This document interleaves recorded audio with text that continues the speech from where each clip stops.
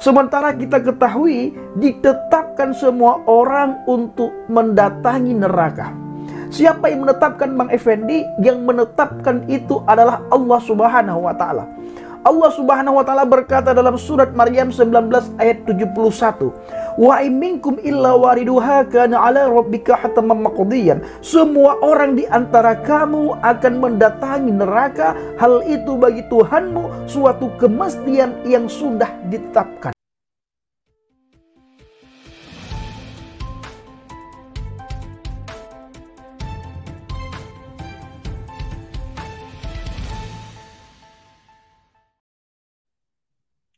Assalamualaikum warahmatullahi wabarakatuh. Berjumpa lagi dengan HMC News ya, channel Kota Berita yang menyajikan informasi seputar dunia debat lintas agama yang tepat, cepat, akurat, dan terpercaya.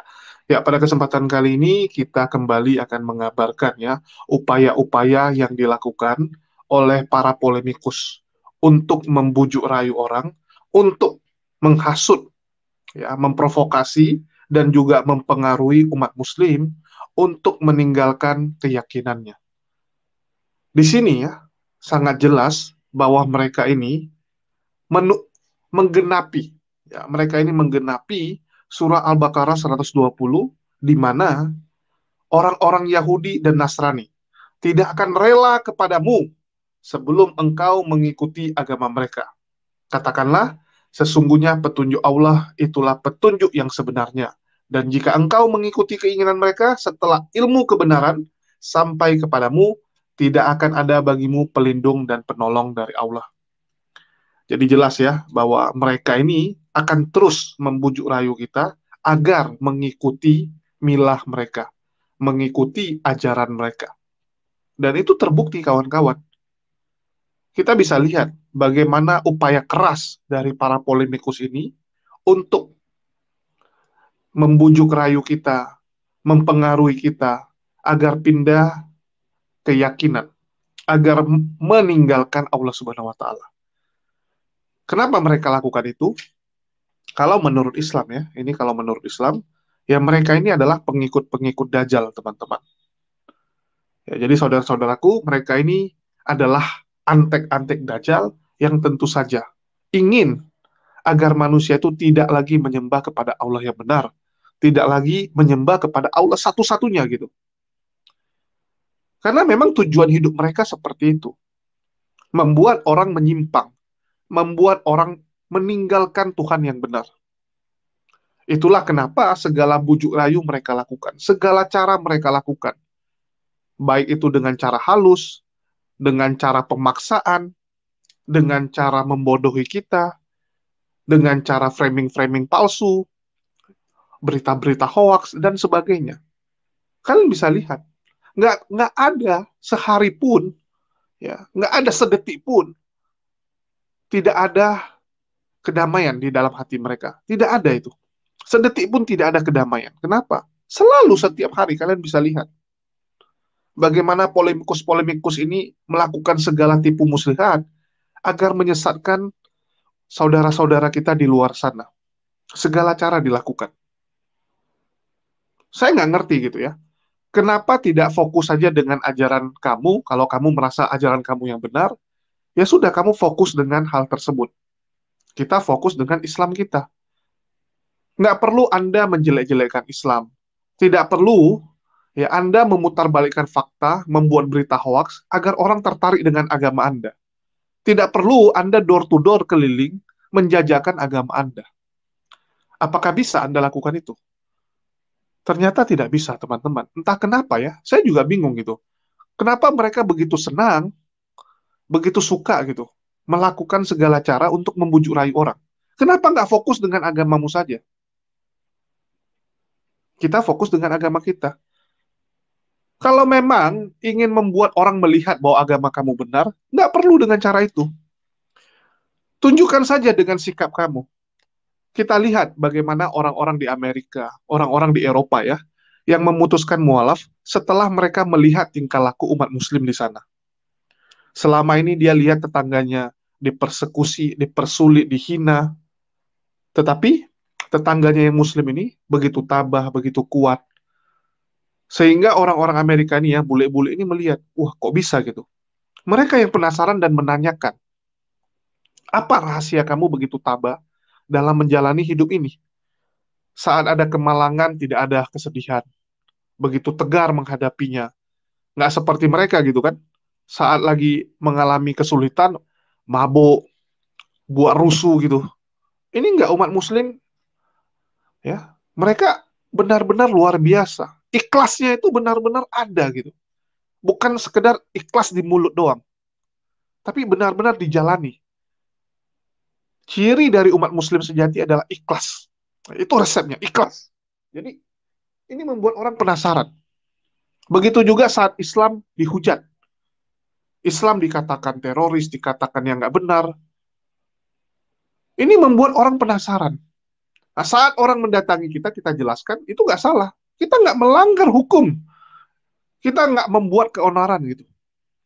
Ada orang penasaran dengan Islam, kita jelaskan. Itu benar kawan-kawan. Tetapi kalau kita memaksakan agama kita door to door, jajakan agama kita, itu nggak benar. Itu memaksakan kehendak. Bahkan melanggar hukum yang ada di Indonesia. Di Indonesia ya, di negara lain mungkin berbeda. Tapi di Indonesia itu melanggar hukum. Itulah kenapa saya bilang, kenapa kita nggak membuat contoh yang baik saja gitu. Dari agama kita tuh ajarannya seperti ini. Biar orang yang penasaran dan datang. Nggak perlu kita menjelek-jelekan kepercayaan orang lain. Saya juga bingung gitu. Kenapa selalu menjajakan agamanya dengan menjelekkan agama orang lain, ya, ngata-ngatain agama orang lain. Oke, kita akan lihat salah satu polemikus ya, yang selalu gitu, yang selalu mencoba membujuk rayu orang dengan cara-cara hoax, ya, dengan cara-cara memelintir ayat agama orang lain, Al-Quran. Saya nggak ngerti gitu, apa yang dia incar. Apakah ada hadiah, apakah ada sesuatu gitu, ya kita nggak tahu ya.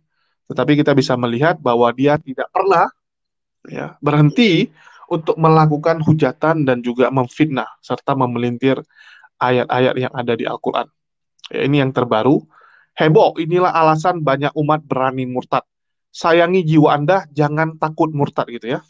Sayangi jiwa Anda, jangan takut murtad. Saya bingung gitu. Memangnya kalau murtad itu artinya Anda sudah menyayangi jiwa Anda? Aneh juga ya. Ini teman-teman bisa lihat dari judul-judulnya saja kita sudah baca ya. Ini alasan sebenarnya banyak umat Islam murtad. Ternyata Nabi Muhammad adalah teng-teng gitu kan. Tonton segera, video ini sering dihapus YouTube gitu kan. Tak kapan video dia pernah dihapus sama YouTube? Nggak pernah sekalipun YouTube hapus video dia kan. Nah inilah, ya biasalah gitu kan. Selalu membungkus sesuatu dengan ya bombastis biar kesannya hebat gitu. Nah, di sini lihat dan dengar, ini alasan jutaan umat berani murtad meninggalkan Islam. Sejak kapan ada jutaan umat muslim yang murtad ya? Saya juga bingung gitu. Kalau jutaan yang murtad, Indonesia sudah mayoritas Kristen. Seharusnya. Oke, kita dengarkan bacotan dari Effendi Usman. Ya, ini channel dia, jelas ya. Nanti jangan difitnah-fitnah lagi. Karena sering ya, saya tuh menjadi korban fitnahan dari para polemikus-polemikus ini. Yang ya segala cara mereka lakukan. Oke, kita dengarkan dulu. Evangelis Abraham Effendi Usman. Bagaimana kabar Bapak Ibu semua?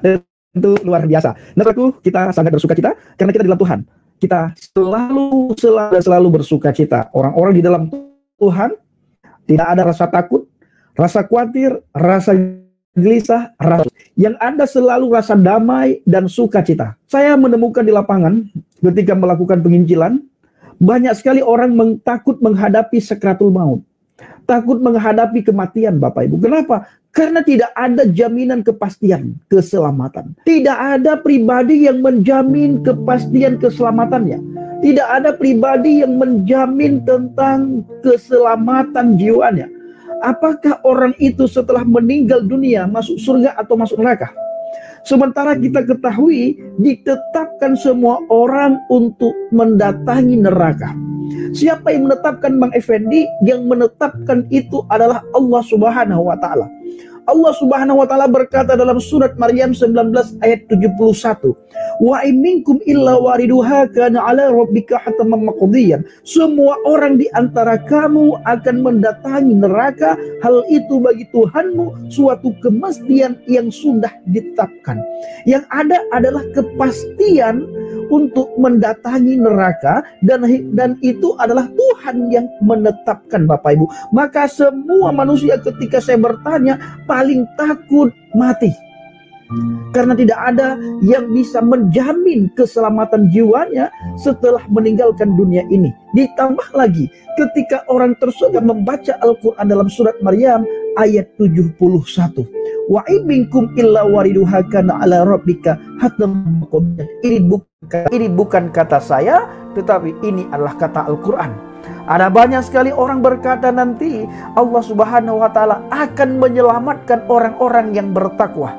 Saya setuju Bapak Ibu, tetapi yang menjadi pertanyaannya adalah sehebat mana ketakwaan seseorang itu? Bagaimana orang itu mengetahui kalau dirinya itu bertakwa? Bagaimana takaran ketakwaan seseorang? Tidak dijelaskan Bapak Ibu. Bagaimana ketakwaan seseorang itu? Tidak dijelaskan. Bukankah pada hakikatnya, pada dasarnya, semua manusia telah berdosa? Baik dalam hadis, dalam iman saya yang lama maupun dalam iman saya yang sekarang. Di dalam iman saya yang sekarang Bapak Ibu, dengan jelas sekali ditulis semua manusia telah berdosa dan telah kehilangan kemuliaan Elohim, telah kehilangan kemuliaan Tuhan. Oleh karena dosa, manusia jauh daripada Tuhan. Di dalam iman saya yang lama dikatakan, kullu bani adaman khata'un wa ghairu khata'ina at-tawwabun. Setiap anak manusia pasti melakukan kesalahan dan dosa. Oleh karena dosa ini Bapak Ibu, manusia tidak bisa masuk surga karena dosa. Kenapa? Karena tempat surga itu adalah tempat yang sangat kudus. Tidak boleh ada orang yang berdosa masuk ke tempat yang kudusnya Tuhan. Tidak boleh ada orang yang berdosa masuk ke surga, tempat kudusnya Tuhan. Tidak boleh. Dan Tuhan tidak akan mengizinkan orang yang berdosa masuk ke tempat kudusnya. Bala man kasaba say'atan wa ahattat bihi khati'atuhu faulaika ashabun nar hum fiha khalidun. Bukan demikian, melainkan yang benar, siapa yang berbuat dosa dan dia telah diliputi oleh dosanya, maka orang itu penghuni neraka dan kekal di dalam neraka. Kekal dalam neraka. Orang yang berbuat dosa, kata surat Al-Baqarah ayat 81, kekal dalam neraka. Sementara tidak ada orang yang tidak berbuat dosa. Pasti semua manusia berdosa dan pasti melakukan kesalahan, melakukan kesilapan, melakukan pelanggaran. Lalu kemana orang yang melakukan pelanggaran, kesilapan, dosa itu? Ke neraka. Kata siapa Bang Bedi? Kata surat Al-Baqarah ayat 81. Saya takut masuk neraka. Teman-teman saya takut masuk neraka. Akhirnya kami mencari juru selamat. Kami mencari supaya ada orang yang memberikan jaminan kepastian keselamatan kepada kami. Ketika kami meninggalkan dunia ini, ada pribadi hadir, ada hakim hadir di tengah-tengah kami, di depan kami. Maka hakim itu memberikan kepastian, memberikan jaminan keselamatan kepada kami. Saya ingin sedikit cerita ya. Jadi teman saya itu, dia tipikalnya tuh nggak berani melangkah. Jadi dari dulu dia selalu mengeluh bahwa pendapatan dia itu segitu-gitu saja, karena dia kan kerja, ya, dia bekerja, jadi pendapatannya segitu-gitu saja. Jadi saya bilang, kalau nggak buka usaha lah. Dia bilang, nggak lah, buka usaha itu ada resiko. Nanti dia bilang rugi gitu. Saya bilang, ya, kita itu namanya berusaha. Namanya usaha gitu kan, usaha itu artinya berusaha. Berhasil atau tidak, ya Allah yang menentukan. Kalau memang Allah udah kasih kita rezeki, pasti dapat. Saya bilang seperti itu. Yang penting kita ikhtiar. Ya, yang penting ikhtiar kita, usaha kita seperti apa. Jangan kita itu ngeluh-ngeluh saja. Terus, ya, dia nggak mau usaha. Ada temannya yang lain, ada orang ya, memperkenalkan dia dengan investasi. Pasti untung, dibilang. Investasi ini saja, pasti untung. 1 bulan dapat return sekian. Saya udah bilang itu nggak benar, nggak mungkin gitu.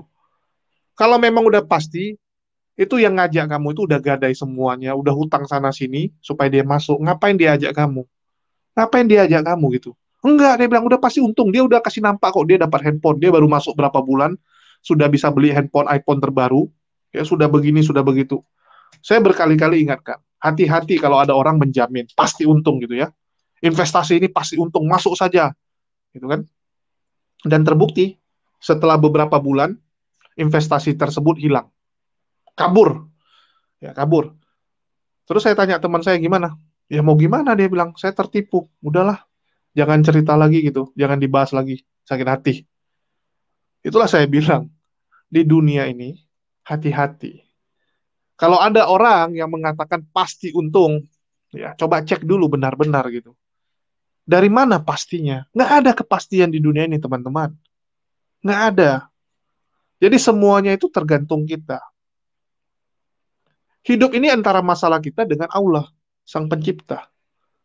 Kita punya masalah, ngeluhnya sama Allah. Kita pingin sesuatu, ngeluhnya sama Allah. Kita pingin berusaha, mintanya sama Allah.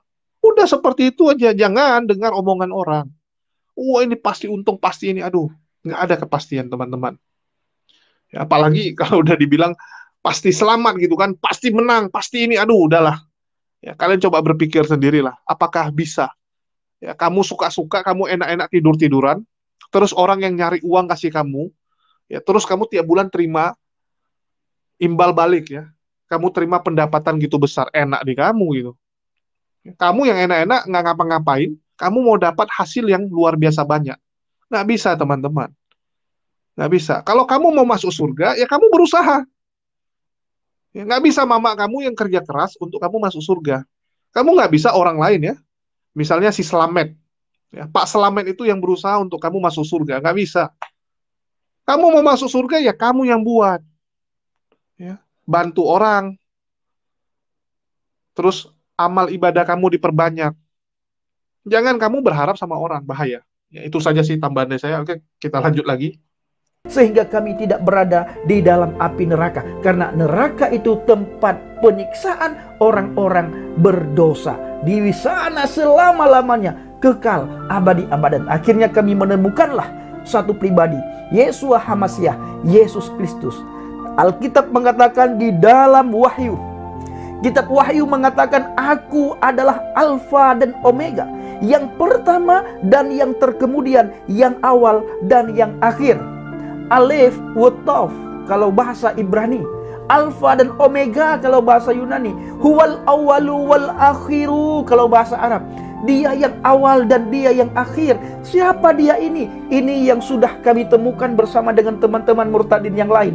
Dia adalah Yesus Kristus, satu-satunya pribadi yang berani berkata, akulah jalan, kebenaran dan hidup. Tidak ada seorang pun yang datang kepada Bapa kalau tidak melalui aku. Saudara mau ikut dia atau saudara abaikan, itu semuanya diberikan hak bebas kepada saudara. Saudara mau ikut dia, saudara selamat. Saudara tidak ikut dia, saudara tidak selamat. Saudara ikut, tidak ada kerugian apapun bagi dia, dan tidak ada keuntungan apapun bagi dia. Saudara tidak ikut pun begitu sebaliknya, tidak ada kerugian dan tidak ada keuntungan bagi dia. Saudara ikut, tidak ada keuntungan dan kerugian. Saudara tidak ikut pun tidak ada keuntungan dan kerugian bagi dia. Untung dan rugi itu pada diri kita sendiri. Kita ikut, kita untung. Untungnya apa Bang Effendi? Kita berada di tempat yang kekal, yaitu surga. Siapa yang percaya kepada dia, maka orang itu mendapatkan hidup yang kekal. Orang yang tidak percaya, kata Injil Yohanes 3:18, yang tidak percaya berada di bawah hukuman maut. Yang tidak percaya berada di bawah hukuman maut. Saudara percaya atau tidak percaya, saya sarankan saudara berpikir, saudara renungkan, saudara ambil keputusan. Tidak ada satu manusia pun yang bisa menjamin kepastian keselamatan jiwa kita selain dia, Yeshua HaMasyiah, Yesus Kristus.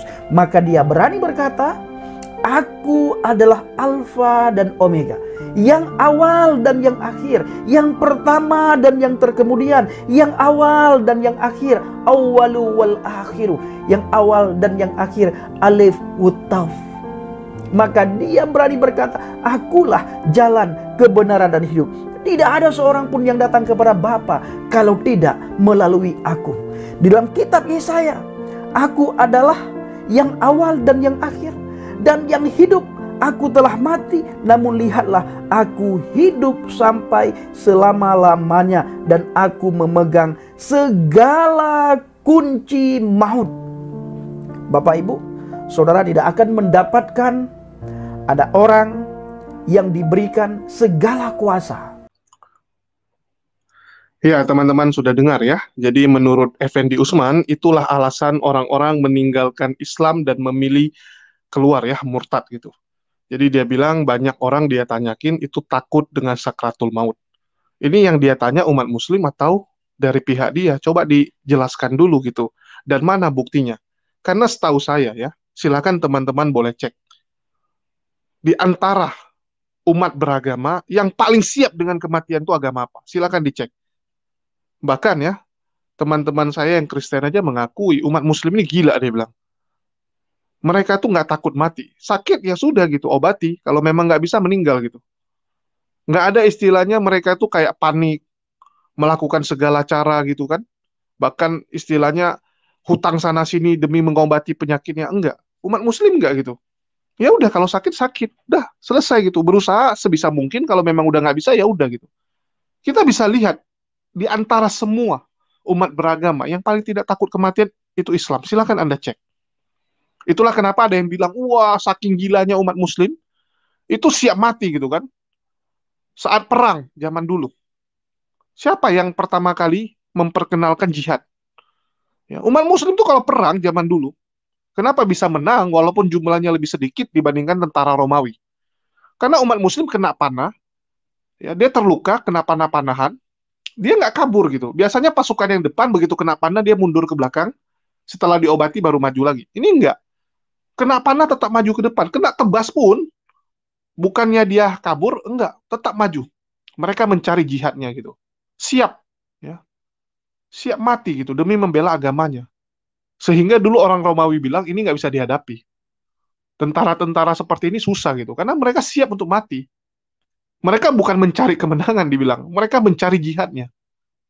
Kalian bisa cek sejarah. Ya, buku-buku sejarah itu bukan umat muslim yang tulis, tapi dari ini non-muslim yang mengatakan sendiri bahwa tentara Islam itu mereka benar-benar mencari jihad. Beda dengan tentara Romawi saat itu, orang-orang kafir saat itu. Mereka perang, ya kalau bisa dia jangan mati, temannya mati nggak apa-apa, dia jangan mati. Karena kalau dia mati ya sia-sia gitu. Mereka semua cari aman, cari selamat, beda dengan Islam. Bagi Islam, dunia itu sementara. Akhirat itu selamanya. Surga kami di akhirat, bukan di dunia. Sehingga umat muslim itu santai saja menghadapi dunia ini. Kalau memang susah, ya sudah gitu. Nggak ada masalah, ikhlas hadapi dunia ini. Yang penting nanti di akhirat, dia kaya. Miskin di dunia nggak apa-apa, di akhirat yang penting kaya. Jadi Effendi Usman ini ngomong ya, tanpa dasar. Malah kita sering melihat bagaimana orang-orang non-muslim, orang-orang kafir, itu begitu takut dengan yang namanya sakratul maut. Mereka takut sekali, segala cara mereka lakukan untuk memperpanjang hidupnya. Segala cara. Kenapa mereka takut? Ya tanyakan sama mereka, jangan tanyakan sama saya. Kenapa mereka takut? Karena mereka tahu bahwa nanti di akhirat nggak ada apa-apa lagi bagi mereka. Yang ada neraka. Bagi mereka ya dunia ini adalah kesenangan. Di akhirat nggak ada kesenangan. Menurut mereka. Bahkan kalaupun ada yang yakin dia masuk surga, ya kalian tahu sendiri surganya seperti apa. Nggak ada ya yang namanya kenikmatan-kenikmatan yang bisa Anda nikmati di dunia itu ada di surga. Nggak ada. Bagi mereka nggak. Kalau masalah konsep surganya, kalian tanya sendiri lah. Saya nggak mau jelaskan lebih panjang lagi, nanti terlalu melebar. Ya kita tahu sendiri gitu. Kalau di dunia dia misalnya bisa makan enak. Ya, bisa makan enak, bisa istilahnya jalan-jalan gitu kan. Bisa main roller coaster. Nah, di surga nggak ada seperti itu. Jadi ya nikmatilah di dunia ini. Itulah kenapa mereka ngotot kalau bisa di dunia ini selama-lamanya gitu kan. Bahkan menghalalkan segala cara supaya bisa kaya. Supaya bisa punya uang menikmati dunia ini. Beda dengan Islam. Kita tuh ada haram, nggak boleh sembarangan. Itulah kenapa Umat Muslim itu ya sangat gigih mencari akhiratnya. Nggak seperti yang dibilang sama Effendi Usman. Ini kan udah fitnah dan juga berita hoax. Kalian bisa lihat memelintir ayat Al-Quran. Jadi jelas ya bahwa kita mendatangi neraka itu bukan memasuki neraka itu untuk masuk ke dalam. Mungkin sebagian akan masuk neraka. Sebagian akan masuk neraka gitu. Tetapi sebagian mendatangi neraka kenapa? Untuk melihat orang-orang seperti Effendi Usman. Berkali-kali sudah saya sampaikan. Kenikmatan tertinggi dari kita itu masuk surga adalah kita berhasil menjadi pemenang. Dan kita melihat bagaimana nasib orang-orang yang dulunya menghujat kita, yang dulunya menghujat agama Islam, yang mengatakan, oh selama ini kalian salah gitu. Disitulah kenikmatannya untuk ditentukan siapa pemenangnya. Selama ini kita kan debat nih, debat sana sini, betul nggak? Ya, kita debat bahwa kalau umat Muslim bilang Islam yang benar, kalian bilang kalian yang benar. Nggak ada jurinya gitu. Masing-masing pendukung mengklaim, wah yang menang ini. Yang sana juga mengklaim gitu kan. Nggak ada istilahnya keputusan. Nggak ada keputusan. Tapi nanti di akhiratlah keputusan. Disitulah kebahagiaan, kenikmatan tertinggi. Sama seperti kita lagi lomba, ya, lagi lomba tinju nih, tum tam gitu kan. Kenikmatan tertinggi adalah saat wasit mengangkat tangan kita, mengatakan bahwa kitalah pemenangnya. Itu kenikmatan tertinggi. Orang menyaksikan, termasuk lawan kita. Dia harus mengakui bahwa dia kalah. Karena sudah ditentukan kita pemenang. Sama, nanti begitu kita nanti di akhirat, ya, saya akan datang ke surga untuk melihat Effendi Usman. Saya melihat Effendi Usman di neraka. Di saat itulah Effendi Usman mengatakan, mohon maaf ya, minta tolong kepada saya, tolong berikan sedikit air bagi saya. Disitulah kenikmatan tertinggi, di mana pengakuan dari Effendi Usman sendiri bahwa selama ini dia salah. Ya, dia mengakui bahwa selama ini dia salah memilih. Yang benar adalah Islam. Itu kenikmatan tertingginya. Salah satu. Ya, jadi jelas kenapa kami mendatangi neraka untuk melihat kalian. Sehingga ya kami menjadi umat pemenang. Itu yang paling penting. Ya, jadi sama seperti kita dijelaskan gitu. Anda mendapatkan fasilitas VIP. Terus dikasih lihat, yang biasa tuh seperti itu toh. Perbandingannya seperti itu. Jadi jelas, ternyata yang kita dapatkan luar biasa sekali. Ya, jadi kenapa kita mendatangi neraka ya karena itu. Terlepas nanti ada sebagian orang yang juga harus mendatangi neraka. Seperti yang dibilang Effendi Usman gitu kan. Dia bilang, wah di Islam itu masuk neraka. Karena nggak jelas takaran ketakwaan gitu. Yang masuk itu, masuk surga adalah yang takwa. Apakah kita bisa mengukur ketakwaan kita? Ya bisa. Manusia itu punya hati nurani. Kita diberikan hati nurani dan akal oleh Allah agar kita bisa tahu gitu. Yang kita lakukan selama ini salah atau tidak. Sama kayak kamu, Effendi Usman. Kamu durhaka sama ibu kamu. Mungkin di mulut kamu bisa ngomong, wah saya nggak durhaka kok. Itu umat muslim asal ngomong. Ibu saya memaksakan agama Islam kepada saya nggak bisa. Itu bukan durhaka. Padahal Anda tahu sendiri. Anda durhaka bukan karena itu. Anda durhaka karena Anda menelantarkan ibu Anda saat sakit. Saat ibu Anda masuk rumah sakit, Anda telantarkan. Anda tahu sekali itu. Hati nurani Anda pasti ngomong bahwa Anda salah. Ya, saya berani jamin. Kita tuh punya hati nurani. Saat kita buat salah, kita tahu itu salah. Ada nggak di sini orang-orang yang kalau buat kesalahan, dia nggak sadar dia salah? Itu orang psikopat ya, yang baru seperti itu. Dia bunuh orang, dia nggak sadar itu salah. Tapi kalau manusia normal, dia sadar itu salah. Itulah takaran itu. Kita tahu bahwa kita salah. Anda tanya sama umat muslim, walaupun dia berbuat kebaikan, walaupun dia rajin membantu orang lain, dia selalu mengatakan, dosaku masih banyak. Kita sadar diri, dosa kita masih banyak. Tetapi kita berusaha ya, melakukan yang terbaik. Untuk apa? Untuk menebus kesalahan-kesalahan kami. Kesalahan-kesalahan kita itu kita tebus dengan cara ya kita berbuat lebih baik. Kita mengakui kesalahan kita, bukan seperti kamu. Memunafikkan kesalahan, seakan-akan, nggak apa-apa. Yang penting saya sudah ditebus, aman gitu. Padahal di hati kamu Anda tahu Anda salah. Ya, di hati nurani Anda, Anda tahu Anda sudah melakukan kesalahan yang banyak sekali. Umat Muslim adalah umat yang santai saja. Kita nggak pernah membanggakan, wah saya banyak pahala, saya banyak buat baik. Beda kawan-kawan. Ya. Yang pasti umat Muslim itu selalu berusaha menjadi lebih baik. Itu fondasi dasar umat Muslim. Orang Islam yang benar adalah orang yang selalu berusaha menjadi lebih baik setiap harinya ya.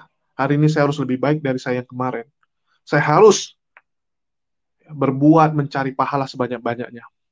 Saya harus menguatkan iman saya. Itulah kenapa umat Muslim kalau udah sampai tingkatan tertinggi, ya benar-benar dia itu wah udah fokusnya itu benar-benar mencari akhirat saja. Dia nggak akan ngurusin yang lain-lain. Itu beda kelasnya.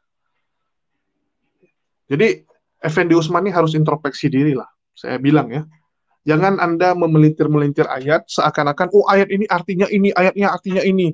Itulah kenapa umat Muslim harusnya ragu-ragu gitu. Nggak ada yang ragu-ragu di sini. Yang ragu-ragu itu Anda. Ya. Yang nggak siap itu Anda. Kalau kami siap saja. Umat Muslim itu selalu siap kapan saja dipanggil. Mau sekarang dipanggil, minggu depan kita siap. Ya. Itulah kenapa saya bilang teman-teman, bertobat itu jangan nunggu, oh nanti sudah tua baru tobat. Enggak. Kalau Anda memutuskan sekarang bertobat, bertobatlah. Ya. Jangan nanti hari ini bertobat, besok buat lagi. Besok bertobat lagi gitu kan. Nah, sama seperti orang-orang gitu kan. Hari Minggu, ya dia tobat. Sabtu dugem lagi gitu kan. Oh besok Minggu, tobat lagi gitu. Aduh, apa-apaan itu. Umat Muslim nggak ada seperti itu ya. Itu non-Muslim mungkin seperti itu. Kalau Muslim nggak ada seperti itu. Ya, jadi teman-teman harus tahu bahwa kita itu ya, harus siap. Kapanpun ya, meninggal sekarang pun nggak ada keraguan bagi kita. Karena kita sudah berusaha yang terbaik. Itulah kenapa setiap hari kita tuh harus ya usahakan bahwa kita ini adalah yang terbaik dan usahakan bahwa hari ini ya kita akan menjadi lebih baik dari yang kemarin. Dan selalu berpegang pada prinsip bahwa bisa jadi hari ini adalah hari terakhir dalam hidup saya. Ya, kita harus punya pikiran seperti itu. Jadi jangan menunda-nunda pekerjaan. Mau minta maaf sama orang tua, minta maaf sekarang. Jangan tunggu lebaran nanti baru minta maaf. Berpikirlah bahwa bisa jadi hari ini adalah hari terakhir saya. Nggak ada yang tahu kawan-kawan. Ya hidup ini gila teman-teman kalau mau dibilang gitu. Hari ini kita jumpa teman kita, tiba-tiba sore dia udah kecelakaan meninggal. Sering kan seperti itu. Padahal baru ngomong. Ada beberapa teman saya seperti itu juga. Kita baru ngumpul, ya, baru ngumpul ini. Siangnya makan siang bareng, tiba-tiba malam dia kecelakaan meninggal. Bayangkan. Terus domba kecil ya. Baru sok-sok bacot bilang kan, kalau Allah itu ada, azab dia gitu. Terus masih di dalam room ngomong sana ngomong sini gitu kan. Melakukan penghujatan di dalam room. Tiba-tiba ya orangnya atau dia punya akun masih ada di Jung, tapi suaranya udah hilang. Nggak lama kemudian dengar ya, besoknya kalau dia meninggal. Nggak ada yang tebak, nggak ada yang bisa ini tahu umur ini. Siapa yang bisa tebak umurnya sampai kapan? Nggak ada, itulah kita harus siap selalu. Beda dengan Effendi Usman ini ya, yang takut dengan sakratul maut. Kalau kita nggak, tunjukkan sama saya, mana umat muslim yang taat, yang takut dengan sakratul maut. Itu umat muslim yang nggak taat mungkin. Karena dia sadar dosanya masih banyak, sehingga dia takut dengan sakratul maut. Nah, itu wajar. Ya, itu wajar gitu. Orang-orang yang belum bertobat, orang-orang yang masih melakukan kesalahan, walaupun KTP-nya Islam, ya itu takut dengan sakratul maut itu wajar. Karena mereka sadar, itu lebih bagus sadar diri gitu. Sadar diri kalau dosa mereka masih banyak, ya mereka masih mau diberikan kesempatan di dunia ini untuk bertobat. Daripada ada orang nggak tahu diri, merasa dirinya tuh udah ditebus lah, merasa dia udah auto surga lah, itu lebih parah lagi. Ya. Masih mending gitu. Orang-orang yang banyak salah tapi tahu diri, daripada orang-orang udah banyak salah nggak tahu diri. Itu lebih nyebelin. Contoh Anda punya dua karyawan, dua-duanya melakukan kesalahan. Tapi yang satu menunjukkan ya, dari gelagatnya, wajahnya, kalau dia tuh salah. Dia minta maaf. Ya, dia mengakui bahwa dia salah. Sedangkan yang satu lagi udah salah, kepedean pula gitu.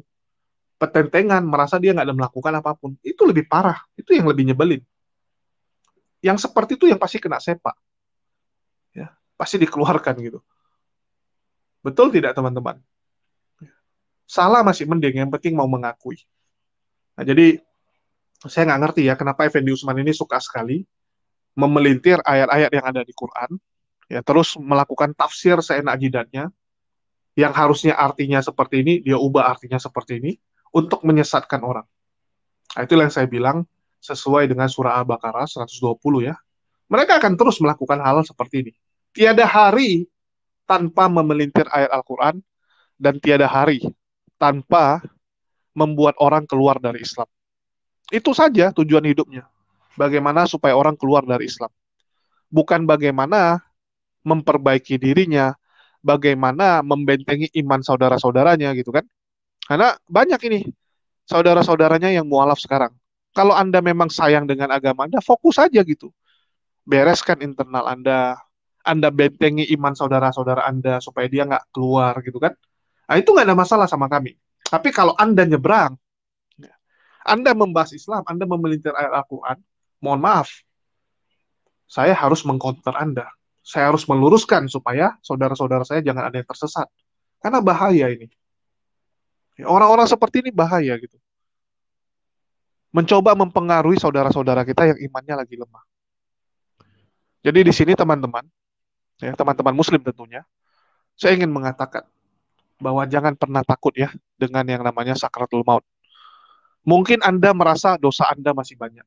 Mungkin Anda merasa pahala Anda masih kurang. Itulah dari sekarang Anda ubah itu. Jangan Anda tunggu, oh bang, tapi saya nggak punya duit, saya nggak bisa membantu orang. Bagaimana saya mencari pahala? Senyum itu pahala.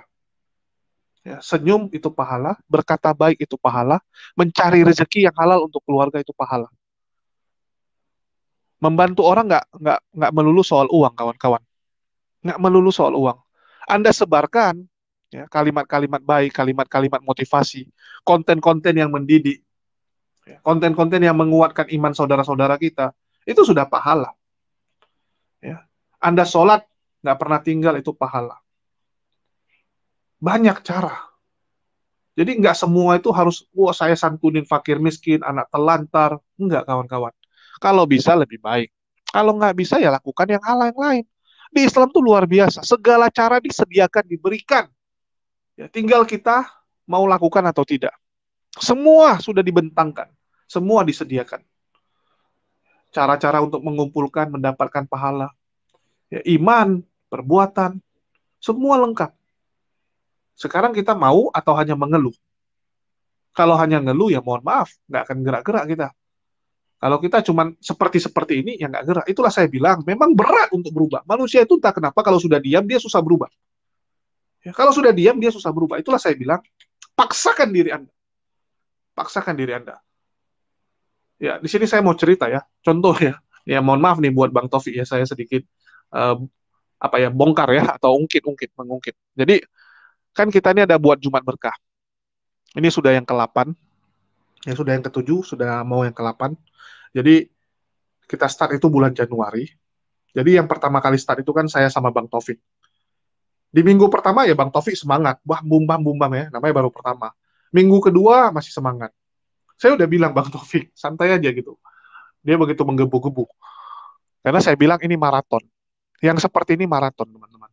Kita berbuat tindakan, itu maraton. Nggak bisa kita itu, jangan ya istilahnya jangan panas-panas teh ayam. Nggak bisa kita tuh main asal hantam-hantam, nggak bisa. Benar-benar harus pikirkan jangka panjang. Terus di minggu ketiga Bang Taufik udah lemas-lemas itu. Saya yang motivasi dia. Saya bilang harus dipaksain Bang, harus dipaksain gitu. Nah sekarang dia malah yang semangat lagi gitu kan. Dia bilang kalau dia nggak lakukan Jumat Berkah malah seperti ada yang kurang, seperti ada yang hilang. Nah, manusia seperti itu, sama seperti kita dulu waktu kecil ya, ataupun saat pertama kali teman-teman sholat. Ya, waktu kita bangun pagi, pertama kali bangun pagi kan susah. Hari pertama mungkin masih bisa, ya semangat lagi semangat hari pertama. Hari kedua masih semangat sedikit. Hari ketiga udah mulai, aduh ngantuk kali nggak mau bangun ya, nggak mau sholat subuh gitu, nggak mau sholat subuh karena rasanya badan nggak kuat. Harus dipaksain.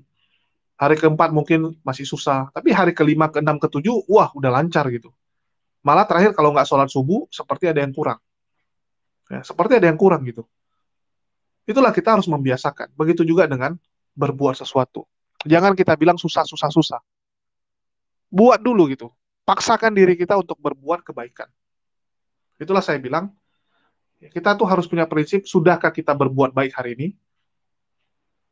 Sudahkah kita melakukan sesuatu untuk orang lain hari ini? Sudahkah kita menjadi berkat bagi orang lain untuk hari ini? Itu yang harus kita tanamkan. Ya. Jangan mental kita itu hanya mental ingin ditolong, ingin dibantu oleh orang, ingin orang lain yang mengerti kita. Tapi kita tidak mau membantu orang di sekitar kita. Banyak cara gitu kan. Ya, kita senyum, kita bantuin angkat barangnya, kita lihat apa yang bisa kita lakukan, lakukan. Ya. Jadi setiap orang punya kontribusinya masing-masing. Allah sudah memberikan, ya, sudah memberikan kelebihan kita masing-masing. Ada orang mungkin lebih dari sisi finansial, ada orang mungkin lebih dari sisi waktu, ada orang lebih dari segi skill. Setiap orang beda-beda. Itulah saya bilang yang penting berkontribusilah. Ya. Jangan Anda kontribusinya negatif, tapi ya, kontribusi yang positif, jangan yang negatif pula. Itu yang harus kita tanamkan. Mungkin itu saja yang bisa saya sampaikan. Ya, teman-teman sendiri yang sudah nonton ya apa yang disampaikan Effendi Usman, dan kalian nilai sendirilah itu baik atau tidak, terutama dari teman-teman sebelah. Ya, mungkin itu saja yang mau saya sampaikan kali ini. Semoga apa yang saya sampaikan ini bisa meluruskan, ya, konten yang dibuat oleh Effendi Usman ini, sehingga tidak ada teman-teman kita, tidak ada saudara-saudara kita yang tertipu, terkibulin oleh konten itu. Sekian yang bisa saya sampaikan. Di akhir kata saya ucapkan wassalamualaikum warahmatullahi wabarakatuh. Sampai jumpa di konten-konten kita berikutnya.